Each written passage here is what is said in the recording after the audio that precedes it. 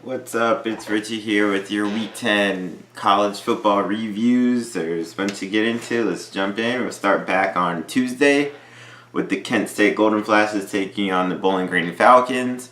This is a close game and it being a bit of a shootout.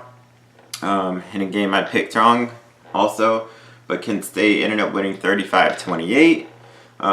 Quarterback for Kent State, Woody Bear, is 14 of 24, 157, 2 touchdowns. He ran for 77 yards and a touchdown as well. Joel Shaw ran for 128 yards and 2 touchdowns.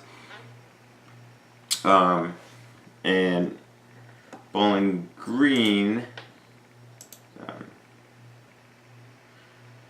Jarrett Diggy, their quarterback, 20 of 37, 207, but he did have 3 touchdown passes. Scott Miller, 6 catches, 75 yards. It was a kind of a back and forth game. And then Kent State scored late to win it, 35-28. Sorry, my computer's freezing. Then the next Tuesday game was Miami of Ohio against the Buffalo Bulls, and this was definitely a shootout. Buffalo won 51-42. This went awesome stats all over the place. Let's start with Miami of Ohio. Gus Ragland, 20, 35, 313, 1 touchdown. They put up 42 points. So then Buffalo, Tyree Jackson at quarterback, 20 of 34, 358 passing yards, 3 touchdowns. Anthony Johnson, who the wide receiver I've been tatting up all year, he'd been kind of hurt the past few games.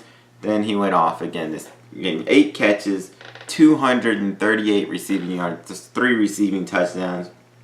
As Buffalo's off to their best start since 1959. They're 8-1, 5-0 in the MAC conference. And even their kicker, just to give him a little bit of a shout out, kicker Adam Mitchison, he's got the school career leader with 45 made field goals so far. So Buffalo is strong, man. All right, going to Wednesday, Ball State and Toledo. Toledo pounded them. Toledo won 45-13. Ball State started their backup quarterback Drew Plitt, who actually had a good game passing, 29-47, 340, 1 touchdown, but he threw 2 interceptions. Their receiver Riley Miller had 5 catches, 101, and a touchdown. But like I said, it was Toledo.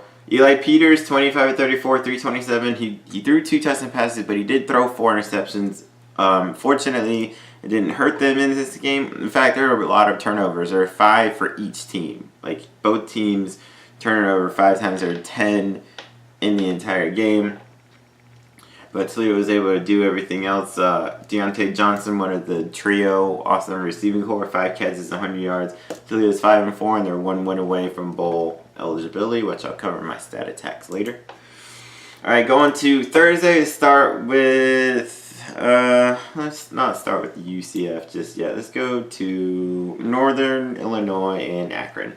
So this game was actually pretty close. Northern Illinois had gone up 27-13, and then in the fourth quarter, Akron, they scored 2 touchdowns to make it 27-26, and on the PAT, the point after attempt, the extra point, it got blocked. Northern Illinois returned it for 2 points, which you can do in college, and now you can do in the NFL. They've been doing it for the last 2 or 3 years now. And so that made it a 3-point game in Northern Illinois' favor, which would have been a tie, and then Northern Illinois had a pick 6. In fact, Jalen McKee, he's the one that had the defensive PAT, and he had the pick 6, and he had another interception game. So he had a great game himself, and Northern Illinois ended up winning 36-26. Kato Nelson, the Akron quarterback, he threw for 299, 2 touchdowns. They had 2 guys go over 100 yards receiving. Andre Williams, 8 catches, 129, and a touchdown. Quadarius Smith, 4 catches, 115, and 2 touchdowns. Northern Illinois, their quarterback, Marcus Childers, 21-28. He's very efficient, 21-28, 188, 1 touchdown, no picks. And Trey Harbison went off on everybody, running for 169 yards and a touchdown. And Northern Illinois did get to bowl eligibility with that win. And then the other MAC game for Wednesday was Ohio and Western Michigan.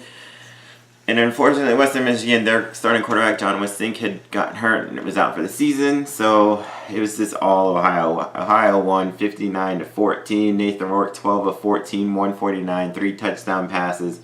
They ran for 256 as a team. They were up 45-0 at halftime, had a punt block touchdown. Western Michigan turned it over 5 times in the first half and 6 times overall. They just couldn't. They couldn't. In fact, there was one time, 2 straight kick returns. They muffed the kick return. Like Ohio scored, they kicked it off. Western Michigan messed up the kick return. Ohio got it, and then got a field goal. And then the next kickoff, they muffed the kick return again. Ohio got it and ended up getting a touchdown after that. So Western Michigan basically just couldn't get out of their own way in that. And Ohio did become bowl eligible with that win. Let's go back to, alright, the UCF Temple game. I was nervous. I mean, I'm a Florida fan. I'm a Gator fan, but I like the Florida teams except FSU. I was nervous about this. Temple had beaten a good Cincinnati team. They had a good running back in Raquel Armstead. Their quarterback, he's like been inconsistent as hell, but if they always play UCF strong, even a few years ago when UCF was really good and Temple was not really good, it still took like a miracle for UCF to win. In this game, the first half was back and forth. In fact, Temple was leading 34-28 at halftime. They had both teams had a bunch of yards, which I'll go into in a second. But then UCF made some awesome second half adjustments, defensively especially. It only allowed 6 points after halftime, and their offense put up a bunch more, and UCF ended up winning 52-40. They won 21 games in a row. They've scored 30 or more in 21 straight games. Let's start with Temple first. Anthony Russo, their quarterback, 31-52, 444 yards, 4 touchdown passes through 2 interceptions. Raquel Armstead, who I was talking about, the running back, went off for 142 yards rushing. Ventel Bryant, 7 catches, 109 yards. Who I think he's caught a pass in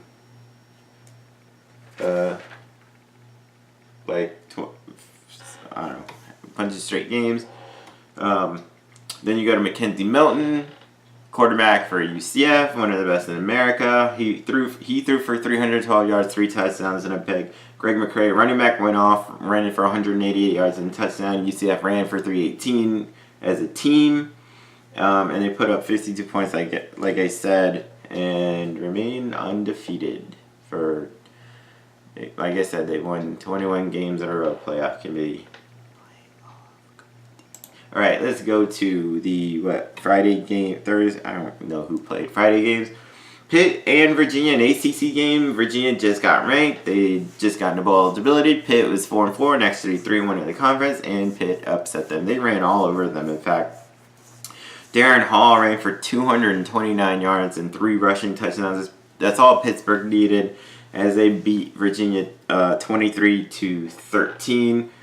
Really, Virginia couldn't get a lot going on offense. Even their quarterback, Bryce Perkins, he was 17-24, 205, a touchdown, no pick, but had -7 rushing yards. They do include sacks in college with the rushing yards, but it was all Pitt, and basically all Pitt's running game, and they're actually right in it for their side of the ACC, so that was a win.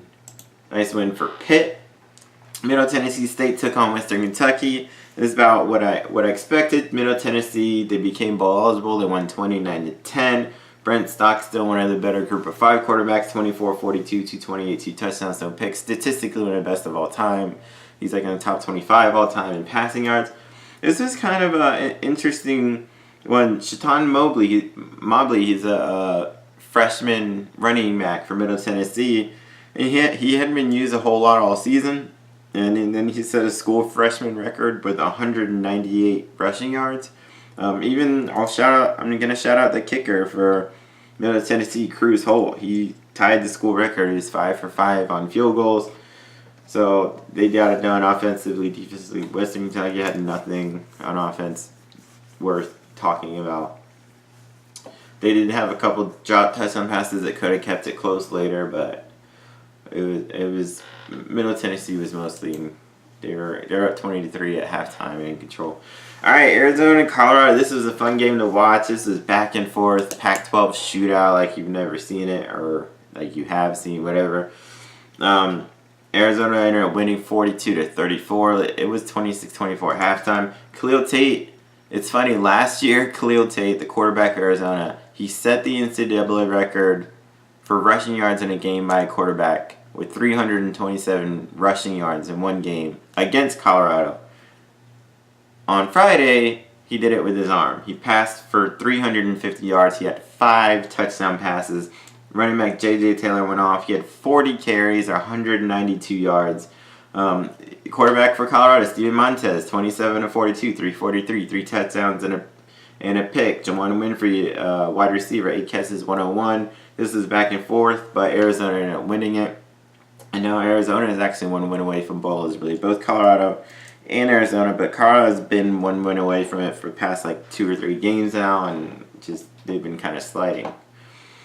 Now going into the Saturday games. Alabama took on LSU, and Tua basically won the Heisman with the game.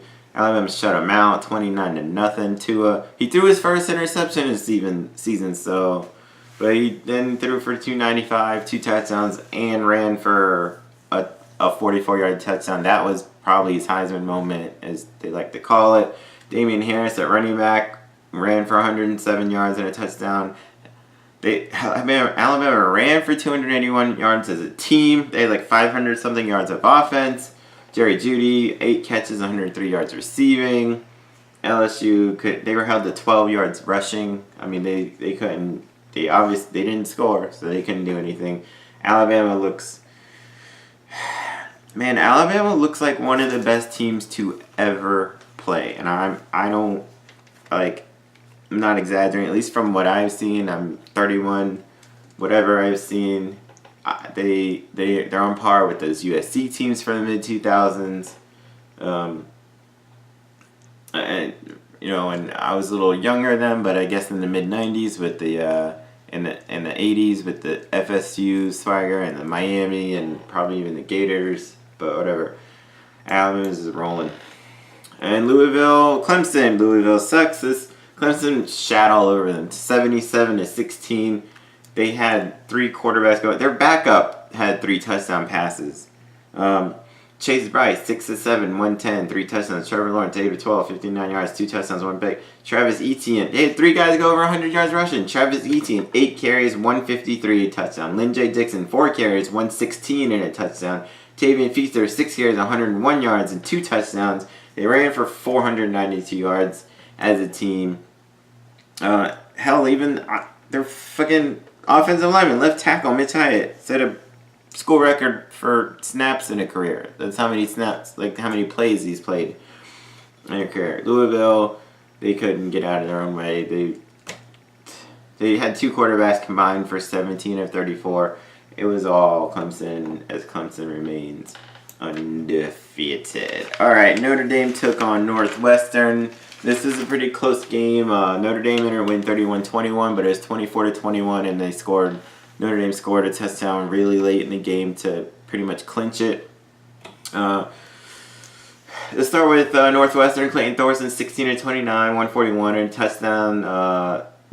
He ran for 2 touchdowns as well. He kept them in it. Northwestern's defense played reasonably well, but Notre Dame, under Ian Book, he's still undefeated as a starter. 22 of 34, 343, 2 touchdowns, and adding 56 rushing yards and the clinching touchdown run.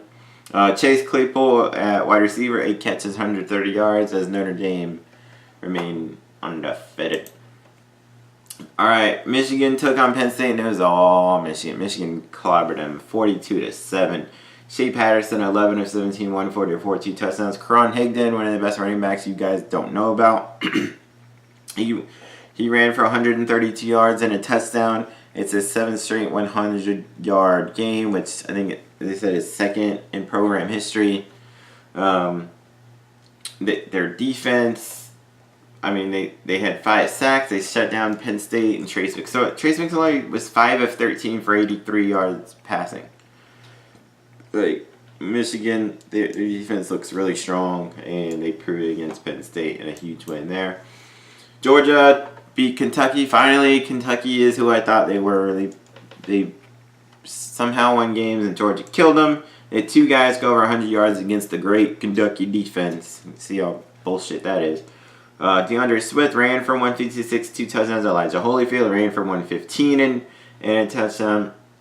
Jake Fromm, a quarterback, didn't have to do a whole lot. 14 and 21, 13 and a touchdown. They held down Benny Snell Jr., the running back for Kentucky. He's actually pretty good. And he only ran for 73 yards, but it was enough to put him over 1,000 yards rushing, which he's the first Kentucky player to do that in 3 seasons. But otherwise, it was just all Georgia all day, like I figured. All right, this game, past bunch of years, I always look forward to Oklahoma, Texas Tech. It's always high scoring. It's always fun back and forth, and this was no exception. Oklahoma won 51-46. Texas Tech quarterback Alan Bowman, he was 21 and 26, 227, 2 touchdowns, and that was by halftime. Unfortunately, he had to go back to the hospital. Earlier in the year, he had a collapsed lung, or partially collapsed lung, and he had to go back. But then backup quarterback Jet Duffy came in, was 9 of 17, 139. He had 2 touchdowns and ran for another touchdown. Wide receiver Antoine Wesley, one of the best in the country, had 12 catches, 199 yards. He just torched Oklahoma. But of course, Oklahoma, they have a Heisman quarterback, in my opinion, Kyler Murray. He threw for 360, 3 touchdowns. He threw 2 picks early on, which let Texas Tech go up 14-0. But he threw for 360, 3 touchdowns, and ran for 100 yards and a touchdown. And then running back Trey Sermon, all he did was run for 206 yards and 3 touchdowns. Lee Morris, wide receiver, 4 catches, 101, 2 touchdowns. So it was back and forth. It was a really fun game to watch. But Oklahoma snuck out with the victory to remain in the top 10. Cal took on Washington State. This was a close game. Cal's defense held Washington State. It was tied 13 all late in the game. This is frustrating for me. I don't understand how coaches, their situational management late in games is annoying, especially this year. I don't know what the hell is wrong with it. So it's tied 13 all. Washington State behind Gardner Minshew, leading the nation in yards per game passing, was really good again. He had two long passes that got down to Cal's 10-yard line with 32 seconds left. Both teams only had 1 timeout. Cal only had 1 timeout. It was tied at 13. It was a short field goal. The field goal kicker had missed one earlier for Washington State, but it was a short field goal, and they were tied. And all they had to do was just position it in the middle for the winning field goal. And if they missed it, then they go to overtime. But most likely would have made it. But instead, Washington State, they get to the 10. They throw a touchdown pass, but then this is the frustrating part. They threw a touchdown pass, but that left Cal with 32 seconds and a timeout still on the clock, which, if any of you have seen college football especially, that's still plenty of time to go get a touchdown. Like, not plenty, but it's enough time. Whereas you literally take it to 0 seconds and give Cali basically a 0% chance of winning, where now you score the touchdown. And in fact, Washington State threw a touchdown pass and fucked up the extra point. So they were only up 19-13. So if Cal had scored a touchdown, they just would have needed the extra point to win, when all Washington State had to do was just kneel it, take it down to 3 seconds, go kick the probably game-winning field. Like, the percentages is annoying. That, like, the coaches, the situational awareness is terrible this year. The clock management is horrible. Like, this year especially, I don't get it. Whatever. Washington State ends up with the win. Gardner Minshew threw for 334. He had the winning touchdown pass. Cal's defense, like I said, they played well. They held them, but Washington State ended up with the win, 19-13. Nebraska took on Ohio State. This is a back and forth game. Nebraska nearly got this upset. Nebraska going to be really good next year. You guys watch out. But Ohio State ended up winning 36-31. Dwayne Haskins, he set the school record for completions. I think in a season. He was 18 of 32, 252, 2 touchdowns. J.K. Dobbins ran for 163 yards. He had 3 touchdowns. But then you go to Nebraska, A.J. Martinez. He's a freshman, mind you. 22 of 33, 266, 1 touchdown, no picks. Added 72 rushing yards and 2 rushing touchdowns. Nebraska, they held their own. They're going to be really good next year. But Ohio State was able to escape with this victory, this close victory. Missouri took on the Gators. Unfortunately, this weekend sucked for the Florida teams except for UCF and Florida Atlantic. Everybody else lost and got killed basically. Missouri destroyed Florida. They went into the swamp. Drew Lock had a good game, 250 passing, 3 touchdowns, no picks. Demarius Crockett ran for 114. Florida couldn't do shit on offense. They couldn't do shit on defense apparently. And Missouri is now 1 win away from bowl eligibility. West Virginia took on Texas. This was a fun game, back and forth, just like they expected, which they rarely live up to. Put it this way. Texas was up 41-34 with 16 seconds to go in the game. West Virginia scores a touchdown to make it 41-40. Instead of kicking the extra point to tie it, they go for 2 to basically win. Quarterback Will Grier ends up getting it, and West Virginia wins 42-41. It was awesome. Will Grier, 28 of 42, 346, 3 touchdowns, no picks. Martell Pettaway ran for 121 yards and 2 touchdowns. They ran for 232 as a team. David Sills the fifth, 6 catches, 97 yards, 2 more touchdowns, and all he does is catch touchdowns. And then you go to Texas, Sam Ehlinger, quarterback, 25 of 36, 354, 3 touchdowns. He ran for 52 more yards and another touchdown. They had 2 guys go over 100 yards receiving. Lil Jordan Humphrey, 9 catches, 143 and a touchdown. Devin DuVernay, 6 catches, 100 yards and a touchdown. And that game was just an awesome shootout. It was just fun to watch with West Virginia winning. All right, Utah took on Arizona State. This was an upset. Arizona State ended up pretty much demolishing Utah, 38-20. Unfortunately, Utah, their quarterback Tyler Huntley got hurt, and he's actually out for the season, so that's going to hurt Utah going forward.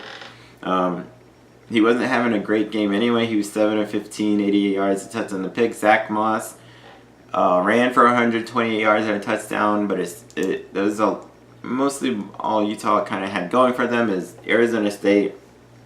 At quarterback, Emmanuel Wilkins, he threw for 285, 3 touchdowns and a pick. Eno Benjamin went off for 175 rushing yards and 3 touchdowns. They had 2 guys go over 100 yards receiving. N'Keal Harry, one of the best receivers in the country. He's going to be a top 10 pick next year. He had 9 catches, 161 yards, 3 touchdown receptions. It torched them. And even Brandon Ayuk added in 101 yards receiving. As Arizona State got a really, really large win. And the South in the Pac-12 is wide open. Arizona State's now in it. Utah's in it. Arizona's in it. Everybody's in it. You're in it. I'm in it. Whatever. We can all win it. But Arizona State got a big one there. Another upset, Purdue got a last-second field goal to beat Iowa in another shootout, 38-36. David Blau, quarterback for Purdue, passed for 333, 4 touchdowns, 2 picks. Terry Wright at wide receiver, 6 catches, 146, 3 touchdowns. Markel Jones, he had a touchdown run. He only ran for 40 yards, but he actually is now 10th in school history in rushing touchdowns. Go to Iowa, Nate Stanley, he passed for 275 and a touchdown. Now he's in the top 10 passing yards in school history, and he's 4th in school history in touchdown passes. This went back and forth, and Purdue's now 1 win away from being bowl eligible. Louisiana Tech Bulldogs took on the Mississippi State Bulldogs, and this is all Mississippi State, and they won 45-3. Nick Fitzgerald, he had a really good passing game as they tuned up for Alabama. He passed for 243, 4 touchdowns. He added 107 rushing yards. As their offense defense, Louisiana Tech is a pretty decent offense, but they only held over 98 yards passing, 140 rushing yards, about 38 total yards. So Mississippi State got a nice win there. Like I said, and they became bowl eligible. Syracuse took on Wake Forest, a bit of a shootout, but Syracuse, they won their 7th game. They won 41-24. Eric Dungey, he only passed for 157, but he ran for 119 yards and a touchdown. They ran for 264 as a team, and they had 5 rushing touchdowns. For Wake Forest, Sam Hartman at quarterback passed for 275, 2 touchdowns. Greg Dortch had 9 catches, 95 yards, and a touchdown. But Wake Forest couldn't do enough to slow down Syracuse, and Syracuse had a nice win there. Texas A&M, they got technically an upset, but it's A&M versus Auburn. It was pretty even. But Texas A&M was up 24-14, and then with under 6 minutes to go, Auburn scored 2 touchdowns to win 28-24. Jarrett Stidham passed for 239, 2 touchdowns. Darius Slayton had 8 catches, 107. They only ran for 19 rushing yards, but that's all they needed to win. Kellen Mond for A&M, the quarterback, passed for 220, a touchdown. Travion Williams, one of the best running backs in the country, in my opinion, ran for 107 yards, 2 touchdowns, and he had 75 receiving yards and a touchdown. But Auburn got to their bowl eligibility with the win there. NC State trounced all over Florida State. There's not a whole lot to say other than the backup quarterback for Florida State, James Blackman. He actually started. He did pass for 421 yards and 4 touchdowns and a pick. They had 2 guys go over 100 receiving. Tamori and Terry, 5 catches, 142, 2 touchdowns. DJ Matthews, 10 catches, 133 and a touchdown. But their defense couldn't stop NC State. As NC State put up 47 points, Ryan Finley threw for 240 yards and 3 touchdowns. Reggie Gillespie, the second, ran for 106 yards. Jacoby Myers had 9 catches, 125 and a touchdown. And NC State got to bowl eligibility with that win. And then NC State has a big game this week against Wake Forest, so that probably should be another shootout. And NC State won 47-28, in case that wasn't clear. Alright, Boston College. They're kind of a surprise team. They're ranked. They're 72. They just beat Virginia Tech 31-21. A.J. Dillon, he came in, ran for 96 yards and a touchdown. The backup, Levy, ran for 75 yards and a touchdown. Their defense held Virginia Tech down pretty decently. Ryan Willis, the quarterback for Virginia Tech, he did pass for 281 and 3 touchdowns. But it was Boston College there, and Boston College, they actually face Clemson, I think, next week, and that'll be a pretty big game in theory. I think Clemson will probably kill them, though. Alright, Fresno State, one of those top 25 group of 5 schools. They're one of the best in the country in everything they do. And they showed it again against UNLV last night. They rolled 48-3. Wide receiver Keyshawn Johnson for Fresno. He's now had 45 straight games with a reception. He had 97 receiving yards. Marcus McMarron, the quarterback, passed for 274 and 2 touchdowns. Added 39 rushing yards. They ran for 192 as a team. UNLV, their running back Charles Williams ran for 121, but that was about the only thing they could actually do. Fresno State got a big win there. Iowa State, they're ranked. They beat Kansas 27-3, kind of a ho-hum victory. Brock Purdy, 16 of 23, 263, 3 touchdowns. Hakeem Butler had an awesome day, 5 catches for 164 yards and 2 touchdowns. Kansas, they couldn't really do anything, and now Iowa State is 1 win away from getting bowl eligible. South Carolina took it on Miss. This was a fun one to watch. This was back and forth. It was tied 27 all at halftime. South Carolina ends up winning 48-44. Jake Bentley, quarterback, 22 of 32, 363, 2 touchdowns. Mon Detson, a running back, ran for 100 yards. Brian Edwards, 4 catches, 109 and a touchdown. Tyson Williams, 3 catches, 105 yards and a touchdown. Debo Samuel had a 90-yard kick return for a touchdown. Then you go to Ole Miss. Their quarterback, Jordan Ta'amu, 31 of 46, 379. He had a 66 yards rushing and a touchdown. Scotty Phillips ran for 141 yards and 3 touchdowns. 2 guys went over 100 yards receiving, which basically happens every week at Ole Miss. Elijah Moore, 11 catches, 129. A.J. Brown, 6 catches, 115. Is fun to watch. South Carolina, though, ended up with the last second. They got a touchdown late to win it, to come from behind, back and forth, and now they're 1 win away from possibly going to a bowl. Wisconsin took on Rutgers. This is kind of Rutgers kind of held their own. Wisconsin won. It was 31-17. They were up 24-3, but Rutgers kind of came back a little bit. the quarterback for Wisconsin, Alex Hornibrook, had a terrible game. 7 of 16, 92 yards, 2 interceptions. He ended up getting hurt and going out. Luckily, they have the best, probably, or one of the best running backs in the country. Jonathan Taylor went for 208 rushing yards and 3 touchdowns. I will say this for records. Artur Sitkowski, he's a freshman quarterback. He was terrible all year. He actually had a decent game, 261 and a touchdown. And one of their running backs, Raheem Blackshear, he did it all receiving. He had 8 catches for 162 yards receiving and a touchdown reception. But Wisconsin, they became bowl eligible with that win. Michigan State Spartans took it on Maryland. Maryland dealt with stuff all week with their coaches and whatever. And they just couldn't even it was there was 1 point in the third quarter. Michigan State was up 17-3. The Maryland, one of their defensive linemen, actually got an interception off a deflection. He's about to get in for the touchdown, but before he crossed the goal line, the Michigan State guy knocked the ball out, and it went through the back of the end zone. Michigan State ended up retaining possession of the ball. So they were this close to maybe getting back into the game, and they just couldn't. They couldn't stop the running game for Michigan State. Connor Hayward had 15 carries, 157 yards, and 2 touchdowns. Michigan State couldn't do a whole lot else in the passing, but their defense is one of the best in the country. They're number 1 rush defense, and they held Maryland normally averages over 200 rushing yards a game. They held Maryland to 26 rushing yards. Hell, they held Maryland to 100 total yards, period. And Michigan State ended up winning 24-3 to get their 6th win for bowl eligibility there. All right, Oklahoma State took on Baylor, and this is a shootout. I think I called it to be a shootout, and actually Baylor got a touchdown pass with 7 seconds left to win 35-31.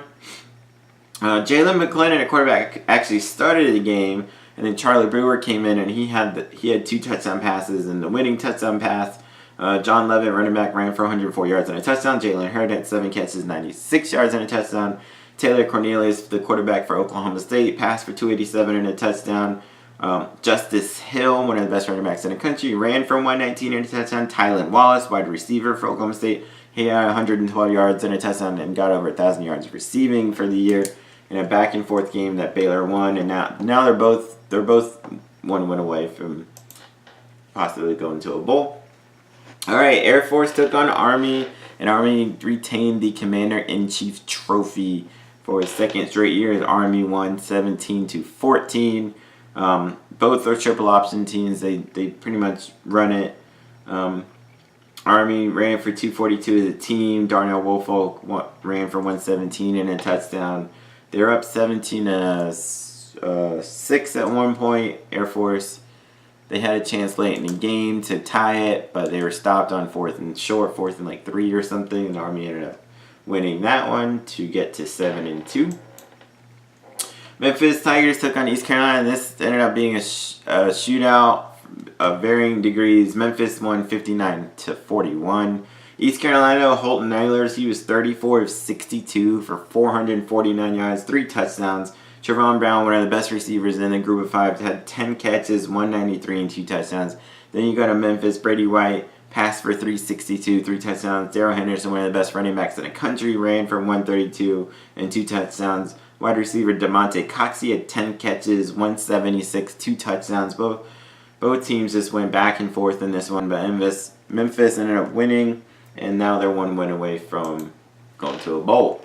Central Michigan took on Eastern Michigan. This was a low-scoring game. It was 7-7, pretty much into the 4th quarter. Then Eastern Michigan scored a couple points late to win 17-7. Shaq Van ran for 114 and a touchdown. Tyler Wiegers, a quarterback, 150 passing, a touchdown pick. Central Michigan couldn't do shit on offense. They had 61 total passing yards. Tony Poljan was 10 of 27 for 39 yards and an interception. Their only touchdown was actually a fumble return for a touchdown. In Eastern Michigan, they're 5-5 in the year and just need 1 more win to go to a bowl game. Georgia Tech took on North Carolina. Georgia Tech ran all over them, but it was actually pretty close. And Georgia Tech they ended up winning 38-28. Tobias Oliver, the quarterback for Georgia Tech, he only had 2 pass attempts because they run a triple option, but two for two, 104 yards, and one of them went for a really long touchdown pass. But then he ran for 120 yards. Georgia Tech ended up running for 461 yards rushing, which is their fifth game of 400 yards rushing this season, which is a school record. North Carolina, their quarterback played terrible. He had 3 interceptions. They did have a guy, Anthony Ratliff-Williams, go over 100 yards receiving with 103. They were able to keep it kind of close with this in different ways. And a shout out to one of North Carolina's defenders who had 22 tackles and actually 3 forced fumbles, but it wasn't enough to win. And now Georgia Tech, they just need one more win to get to 6. Texas State took on Georgia State. The score is deceiving this one. Texas State won 40-31, but it was 40-17 with basically like 3 or 4 minutes, whatever, in the game, and Georgia State tacked on a couple late touchdowns. Willie Jones III, the quarterback for Texas State, who'd been hurt. He came back. He was 21 of 26, 325, 2 touchdowns, added 62 rushing yards and a touchdown. He actually had a 93-yard touchdown pass to Jeremiah Haydell, who actually had another catch, so he had 2 catches for 103 and a touchdown. Georgia State, they had 2 quarterbacks playing. Both passed actually for 112 yards, but they just couldn't do enough to keep it close early on, and Texas State won. San Jose State Spartan took on Wyoming. This is mostly all Wyoming. I mean, it wasn't a large victory. They won 24-9, but Wyoming was, mostly in control. Their quarterback, Sean Chambers, he's a freshman. He ran for 129 yards and a touchdown. Nico Evans, one of the top running backs in the nation, ran for 187 yards and a touchdown. And in fact, it's the 3rd straight game that both Evans and Chambers have gone over 100 rushing yards each. I'll even shout out the kicker, Cooper Roth. It's kind of a bad shout out. He had made 18 straight field goals going into the game and missed one, so that ended his streak. But then I'll shout out the kicker for San Jose State, Bryce Crawford. He's made 44 field goals in his career, which is 2nd in San Jose State history. But Wyoming ended up with the win 24-9. And now they're 4-6. They got to win their last 2 games to get to a bowl, which I kind of doubt they'll do. South Alabama took on Arkansas State. Arkansas State, one of the better teams in the Sun Belt. Normally they were kind of reeling this year, but they came back in this one. They won 38-14. Quarterback Justice Hansen passed for 332 and 3 touchdowns, added a rushing touchdown. Justin McGinnis, the wide receiver, had a great game. 7 catches, 177 yards, and a touchdown. And Arkansas State is now 1 win away from bowl eligible. USA didn't really do a whole lot offensively. Arkansas State had a really good game. Georgia Southern, this was a bit of an upset. Louisiana Monroe, Georgia Southern had beaten Appalachian State last week, who was ranked. Georgia Southern was 7-1. Louisiana Monroe was 4-4, and Louisiana Monroe pretty much destroyed them. They won 44-25. They kept one of the top. I think they were like the number 3 rushing offense, or one of the top 3 rushing offenses in the nation, averaging well over 350 rushing yards a game to only 138. Caleb Evans, the quarterback for Louisiana Monroe, 13-22, 337 yards, 2 touchdowns, 2 picks, then added 102 rushing yards and 2 touchdowns. Derek Gore added 114 yards and a touchdown. Marcus Green had 2 catches. He only had 2 catches, 149 yards and 2 touchdowns. An 80-yard touchdown catch and a 69-yard touchdown catch. And don't look now, but Louisiana Monroe is 5-4. They're 1 win away from being bowl eligible. And these 2 teams may face each other again in this Sun Belt Championship game, which is the first year that the Sun Belt has their own championship game. Marshall took on Southern Miss. A small upset. I thought Marshall might win. Southern Miss ended up winning a pretty close game, 26-24. They were up by like 9 late. Marshall scored late and made it close. Southern Miss, though, their backup quarterback started, Tate Watley. He passed for 134 and a touchdown. He added a rushing touchdown. Their defense, pretty much, they held Marshall to only 31 rushing yards to 218 passing. Marcel Williams, wide receiver for Marshall, 7 catches, 139, but it was pretty much all he could really muster out of Marshall. And Southern Miss ended up winning there. All right, Liberty took on UMass. This was a game, went to triple overtime. UMass won 62-59. And let me just read you a bunch of these stats. Let's start with the losing team. Stephen Calvert passed for 272, 2 touchdowns. He had 4 interceptions, which won in overtime, which ended up losing them the game because UMass ended up getting the winning field goal after that. Frankie Hickson, running back, ran for 133 yards and 2 touchdowns. Frank Boyd had 3 rushing touchdowns. Andy Isabella, I think he's leading. Oh, that's for UMass. Antonio Gandy Golden, one of the better receivers in the country. He had 9 catches for 205 yards and 2 touchdowns. And now let's go to the winning team. Ross Comas, 29-44, 540 passing yards, 4 touchdown passes to only 1 pick. Added 2 more rushing touchdowns. Marquise Young, at running back, ran for 148, 2 touchdowns. And now Andy Isabella is the top receiver, I think, in the country in yards and receptions. He had 9 catches for 303 receiving yards. The record is 405. So he was 102 yards away from breaking the record. He had 2 touchdowns. And UMass, it went to 4-6. They could maybe get a bowl, but I kind of doubt it looking at their schedule. But that was a fun game back and forth. I was able to actually watch some of that. All right, kind of a feel-good story here. UTEP faced Rice. UTEP had lost 20 in a row, but Rice had lost 9 in a row, so something had to give. And UTEP ended up their 20-game losing streak. They won 34-26. They were actually up 34-3 and let Rice score a shitload of points in the 4th quarter to come back. But UTEP won. They ran for 200 yards as a team. Let's see, Rice, their quarterback Wiley Green passed for 313, 2 touchdowns. They had 2 guys go over 100 yards receiving. Austin Trammell, 8 catches, 112, 2 touchdowns. Austin Walter, 4 catches, 104. But UTEP was able to actually hold Rice to only 70 rushing yards. And like I said, they ran for 200 yards themselves and had 5 rushing touchdowns. And UTEP finally won a game. So good for them. Good for UTEP. And now Rice has the 9-game losing streak. So. Alright, this is kind of hurt me a little bit. South Florida, not only did they get killed by Tulane beat them 41-15, but unfortunately, USF, they had a streak of 38 straight games scoring 20 or more points, and that has ended. But hats off to Tulane. They ran for 368 rushing yards. They're kind of a triple option team, and USF just could not stop them. They had 2 guys go over 100 yards rushing. Darius Bradwell, 135 and a touchdown. Corey Dauphine, 114 yards and 2 touchdowns. South Florida, even when they almost got things going, they kept turning it over. I mean, Blake Barnett threw for 332, but they just, I don't know, they couldn't get out of their own way. But, Tulane ended up with that win. Navy took on Cincinnati, and Cincinnati just destroyed them. It's 42-0. Desmond Ritter, 13 of 17, 178, touchdown. They ran for 262 yards as a team. They held Navy's triple option to only 124 rushing yards. Zach Abey couldn't do anything at quarterback, and Cincinnati went to 8-1. All right, Louisiana took on Troy. Troy is one of the better teams in the Sun Belt. They're actually 72 overall, 5-0 in conference, and Louisiana is a decent team in the Sun Belt, but Troy ended up beating them 26-16.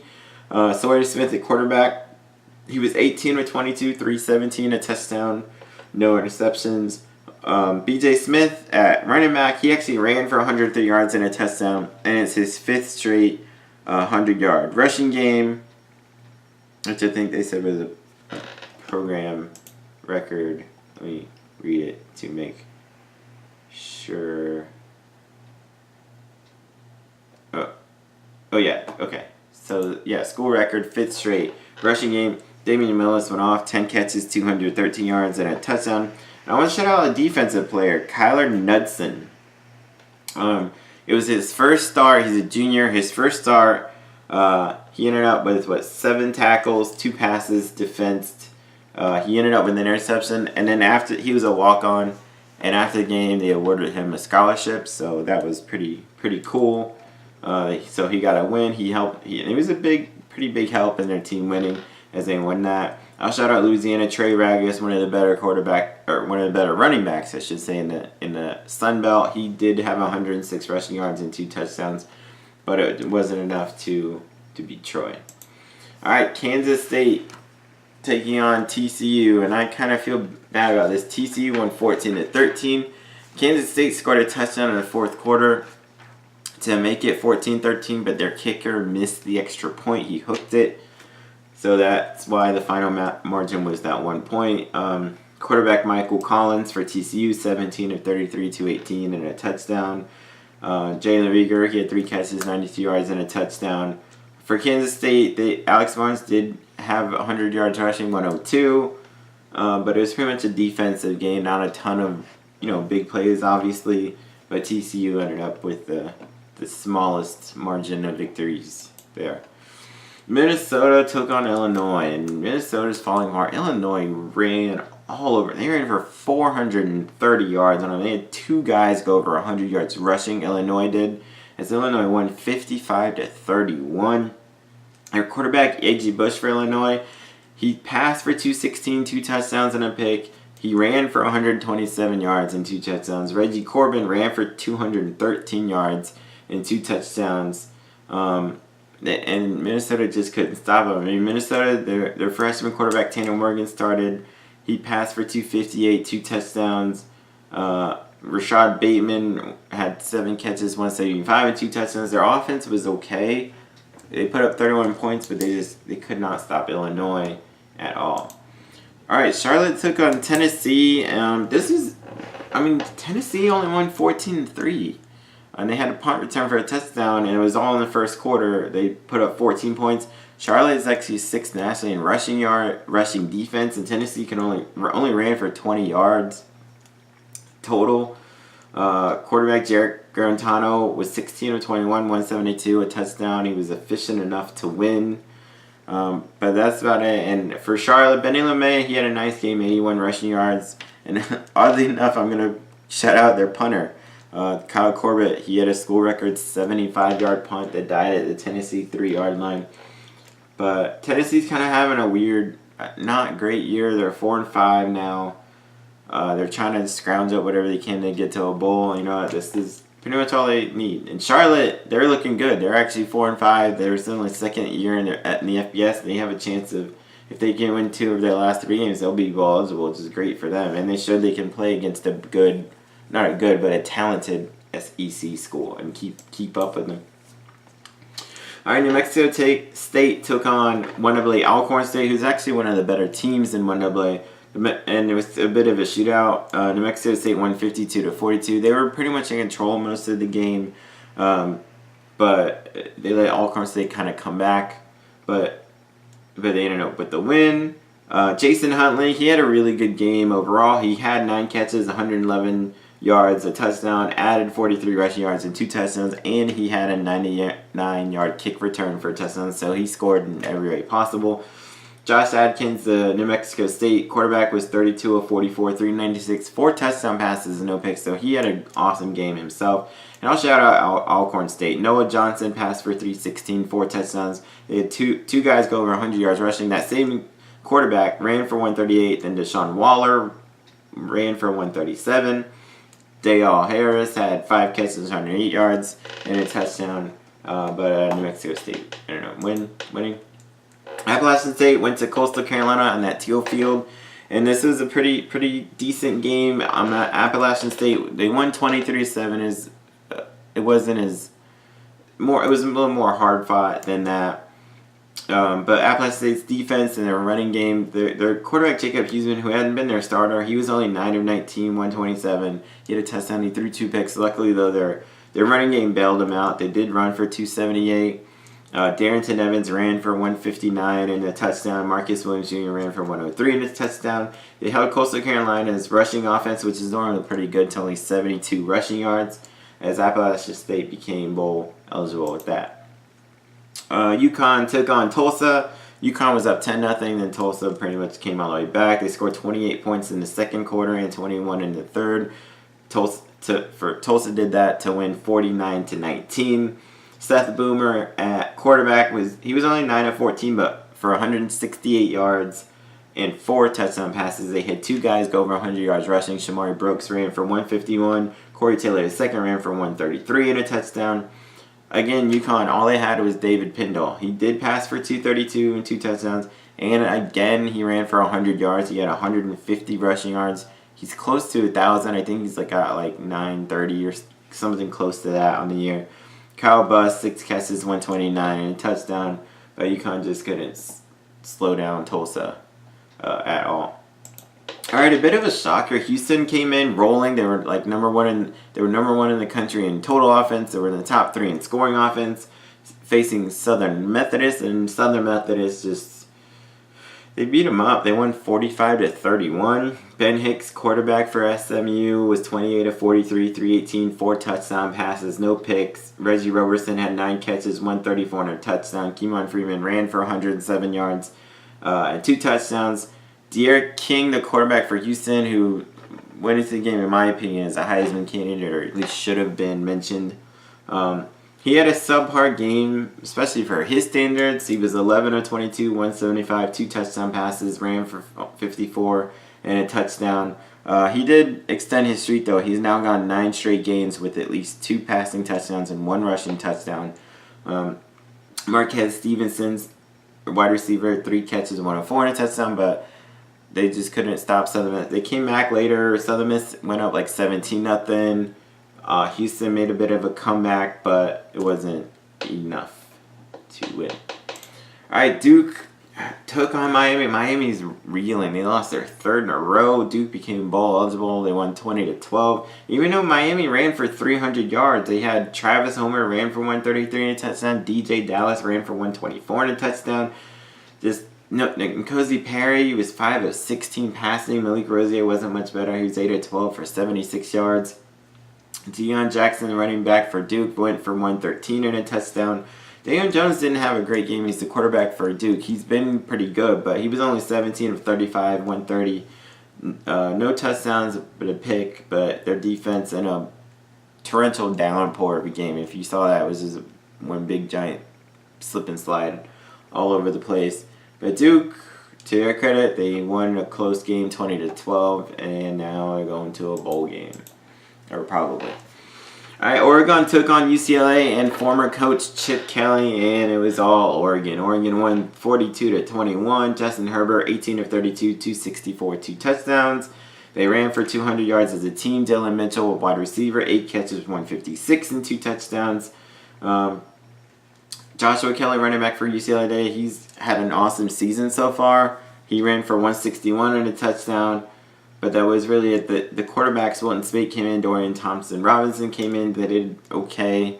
But it was all Oregon, and Oregon won their 16 and to get to a bowl game. All right, the Shula Bowl between Florida Atlantic and Florida International, and I got this wrong because Florida International had been having a good year. Florida Atlantic had been they'd lost the last few games or whatever, something, but they ran all over them, 49-14. Devin Singletary ran for 184 yards, 3 touchdowns. Kerith White ran for 165 yards and a touchdown. And actually, Devin Singletary, he's tied 9th in NCAA history with 62 rushing touchdowns in his career. The record is 88. The record is 88. He won't get that this year, but if he stays for his senior year, he could very well get it. And I know it sounds like a lot. It's still 26 rushing touchdowns away, but Florida Atlantic has at least 3 games left this year. If they go to a bowl, that'll be 4. Even if Devin Singletary he's got 18 rushing touchdowns so far, right? Even if he doesn't have any more rushing touchdowns the rest of the year, which he probably will have a few more at least.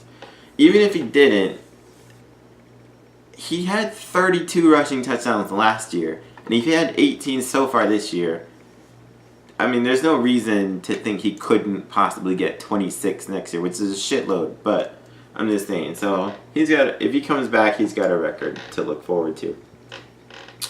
Florida National James Morgan, he's had a good year passing, and he had a decent game, 223, 2 touchdowns, but it wasn't enough.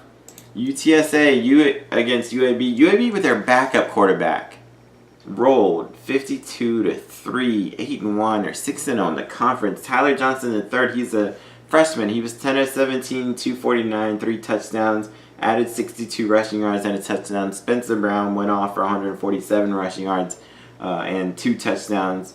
UTSA unfortunately didn't have a whole lot going for them. There's a bunch of school records here. UAB's won 7 straight school record. Running back Spencer Brown, he's got 13 rushing touchdowns, which is tied for the school record, and they still have at least 3 more games.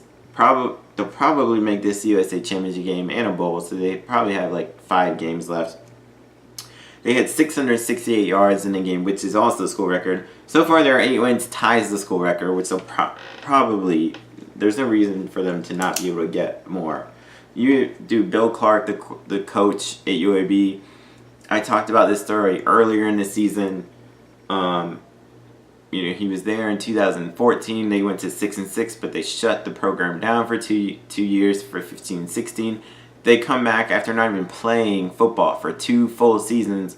And the first year back, they won 8 games and go to a bowl game, and now they're 8-1, and he might win a championship this year, and he could win like 12 games maybe this year. It's awesome job at him. He shouldn't. If people are doing their homework around the country at the big time schools, he will not be in UAB after this season.